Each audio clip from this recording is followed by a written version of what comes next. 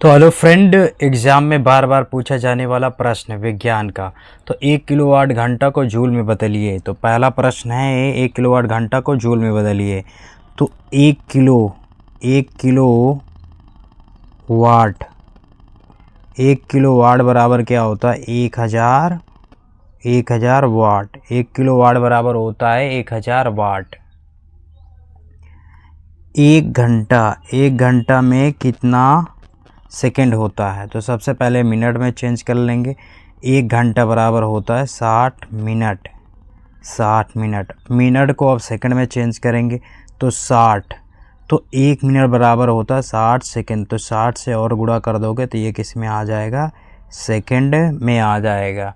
तो यहाँ हो जाएगा, इसका गुणा करोगे तो कितना होगा? तो 00 नोट कर लो। 6 छंग 36, क्या हो जाएगा? 36। तो यहाँ क्या हो जाएगा? 3600 सेकेंड। तो गुणा करने के लिए क्या करते हैं, जब 00 दिया रहे तो 00 नोट कर लें, फिर संख्या को गुणा कर दें। 6 छंग 36 हो जाएगा। तो 3600 सेकेंड आ गया। अब हमें 1 किलोवाट घंटा को किस में बदलना है? जूल में। तो यहाँ देखेंगे तो पहला क्या है? 1000 वाट। तो 1 किलोवाट को जो है लिखेंगे 1000 वाट। 1000 वाट आ गया।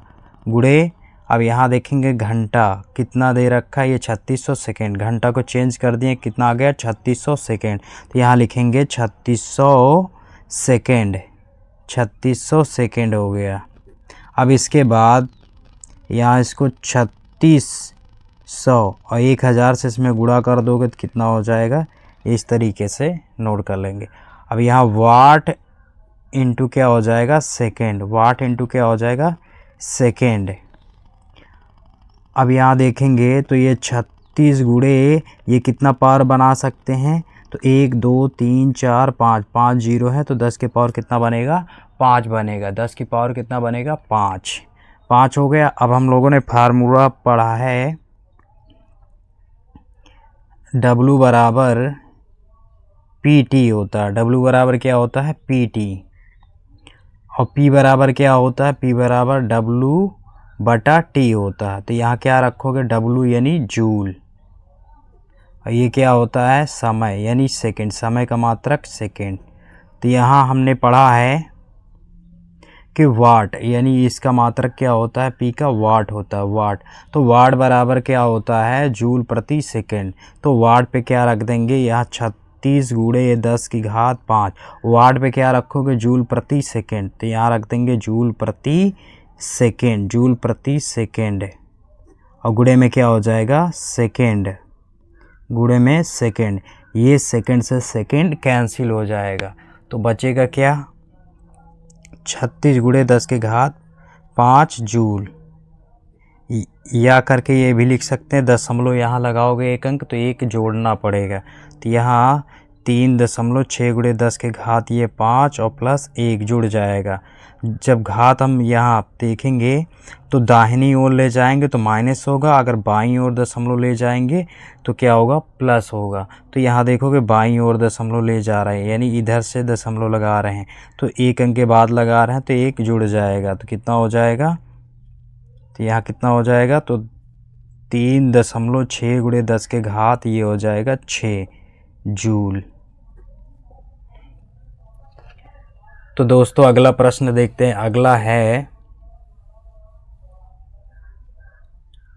अगला प्रश्न है आवेश Q तथा धारा I तथा समय T में संबंध लिखिए।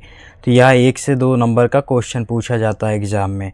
तो फार्मूला यहाँ लिखना है। फार्मूला क्या होता है? Q बराबर पढ़े हैं IT। Q बराबर क्या होता है? IT। तो जहाँ लिखेंगे, जहाँ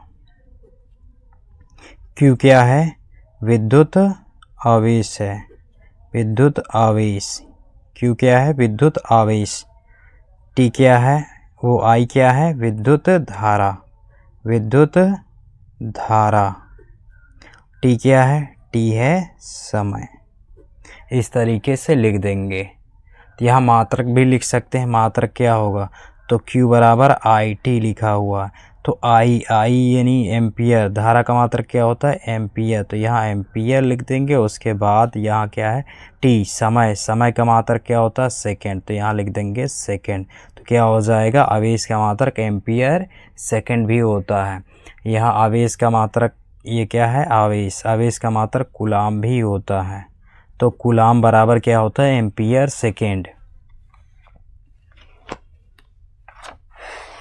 तो दोस्तों अगला देखेंगे विद्युत धारा। विद्युत धारा किसे कहते हैं, आवेशों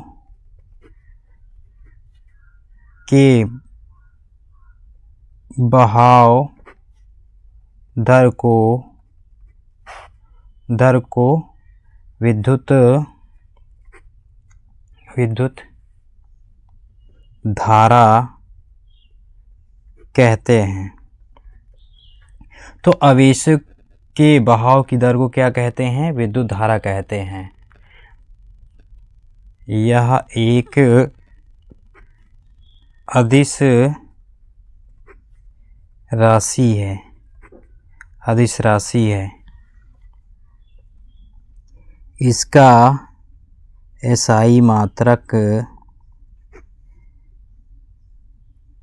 एम्पियर होता है। इसका एसआई मात्रक एम्पियर होता है, एम्पियर होता है। अगर किसी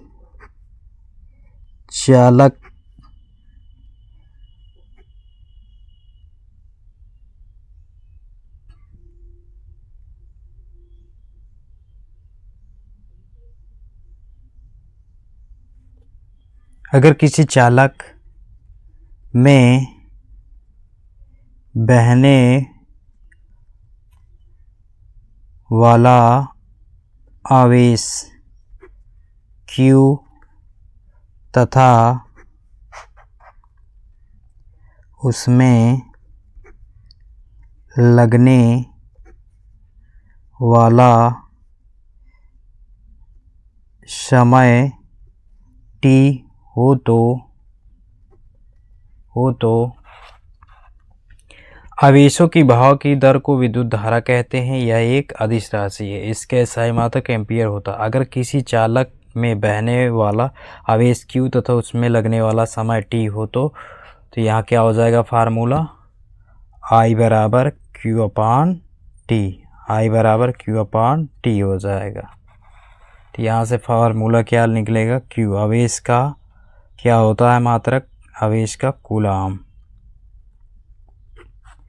बटा समय, समय का मात्रक क्या होता है सेकेंड।